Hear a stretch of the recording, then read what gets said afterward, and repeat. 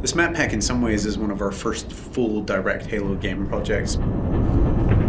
We started thinking about what do we want to do for map packs, when do we want to do them. We definitely wanted to pay full service to the universe created in Reach. One big consideration when we were working was how do we fit this to the fiction? All these maps are unique from the story standpoint of being places that are snapshots around the Reach universe as Reach is falling. You're constantly confronted with the fact that there's this beautiful place, but it's not going to be there forever.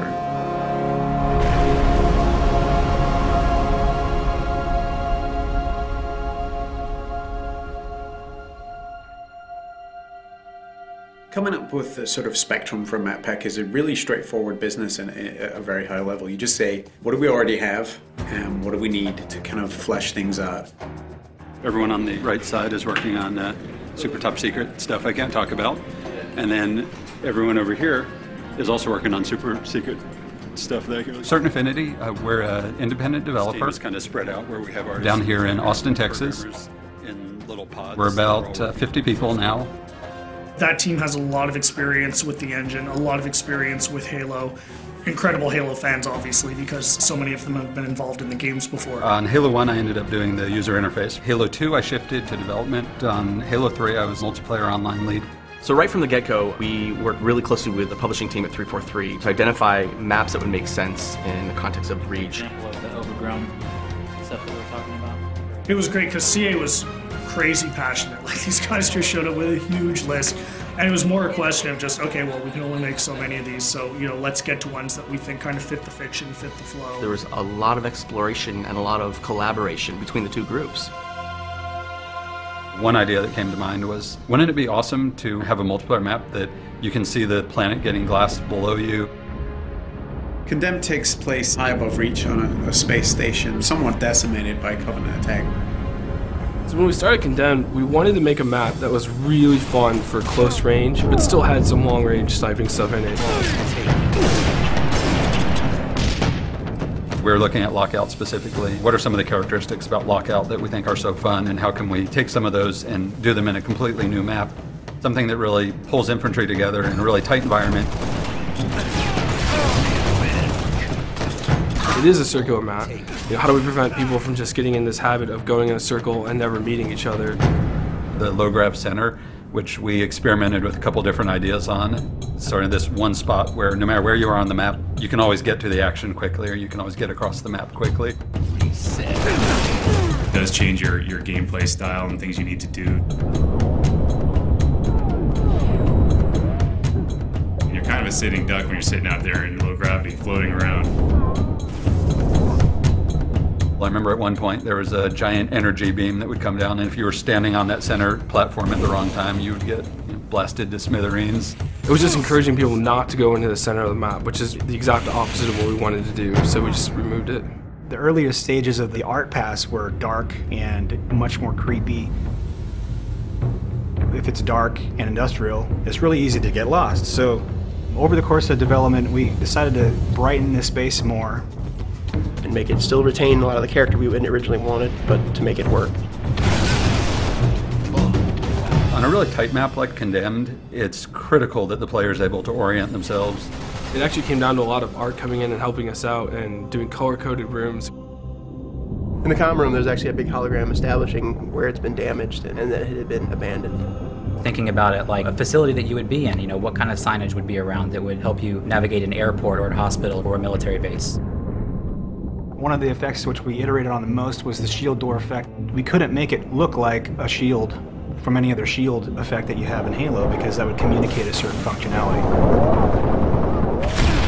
We had to design a new one, and we went through probably 4 or 5 different iterations. Some were way too strong and way too distorted because people want to be able to stand and shoot through the reactor core, so we couldn't do anything that would really obstruct the view. I think it's going to be really fun when people play it the first time and they think they can go their old camping routines with the shield door and they just get a sticky grenade right in their face and they're going to drop it. At the end, I feel like we have a map which has a lot of mood in each of the spaces and really feels unique, not just in and of itself, but to the rest of all the maps that are within the Halo franchise. We're looking at the story and the fiction, and we really want all of our maps to be set in very distinct locales. Highlands is a military training preserve where certainly Spartans did some training. You have the guard tower in the middle, judging the war games. The Pelican crash landed that had a bunch of Spartan 2s on it. The Covenant coming in and glassing the entire planet. The lighting for Highlands was really based around the idea of a forest fire. The closest thing we could come up with to glassing, nearby glassing. In some of the original concepts that we did, we were really going for more of an abandoned training facility. We had vines growing up, the buildings, and lots of overgrown foliage. Originally, the waterfall, which comes down through the middle of the map, flowed over and actually kind of hid the gully where the ghost is in there. While it's very interesting to do that kind of work, it doesn't really line up with the Halo aesthetic. Sometimes it's really good to just go back to a really simple shape and just get players meeting as fast as possible. From the ground up, we wanted to make a giant expanse with bases in it and vehicles in it. What's the flow of the vehicles going to be? How are they going to move across the map? And then how, on top of that, are the infantry going to move? We made it big because we wanted it to be very vehicle focused. One of the reasons I think it works well as objective is you have so many different options to how to get from point A to point B. It's a weird hybrid of Blood Gulch style map kind of as a foundation, but mixed with these much more complex infantry spaces and these tighter spaces and all this verticality. But also having a variety of different locations that you can kind of hide and sneak and kind of make your way through the map and hopefully find the other person before they see you in the sights. Definitely speaks to the Halo of yore.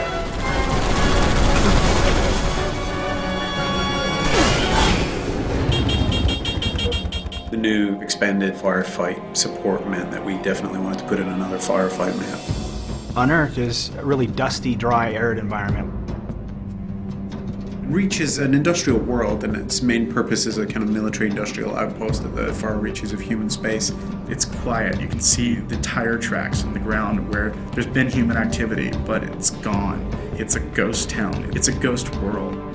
So you're seeing this huge open-cast mining facility with these kind of step plateaus where the minerals are being extracted from the ground. The complex itself is built right next to a meteor impact, so it made unearthing the titanium really easy. Set, start. Creating a firefight map is a very different experience. We have to account for all these different types of AI of all different sizes, of all different movement types. Phantoms come in and supply the enemies to the outer perimeter. Hunters are almost 2 times the size of a player. When you go to put a door in, can this giant hunter fit through it? We really wanted to make a map that would allow people to jetpack from multiple levels. We wanted people to be able to armor lock in hallways and block the AI and get them to have to move and do different things.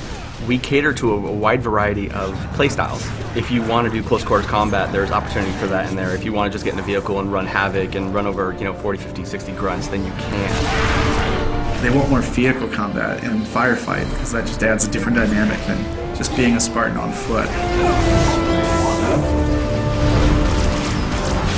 There's an inherent oval racetrack, and we have warthogs. So you put 2 and 2 together, you can run laps through the map. So there's literally through the main structure, and then under the bridge, and then back around. You can load up with your buddies, get a rocket launcher, ride and shotgun, and then run laps and just rack them up. Just mauling through tons of Covenant. It adds this kind of exclamation point on the excitement and fun that is firefight.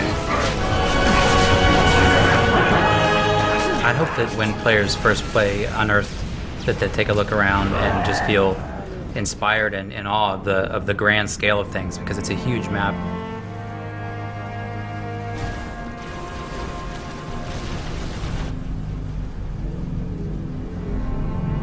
Unearthed is the calm before the storm.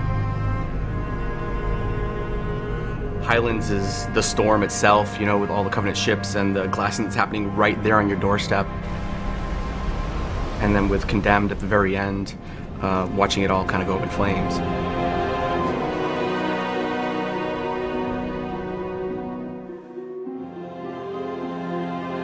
This is really something being created by 343 and CA and just being created by a bunch of diehard Halo fans. This is our core business. This is all we're doing from now on is Halo games and Halo support and Halo maps. We have resources, we have people, and we're going to throw those people and those resources and that talent and that effort to the Halo franchise, and it's a huge responsibility. People should understand that we understand that and we respect that, and we're going to do everything that we can. The community is huge for us in helping us shape what it is that we do next. The more vocal the community is, the more they tell us what they like, the more we can make sure that we try to give them that experience.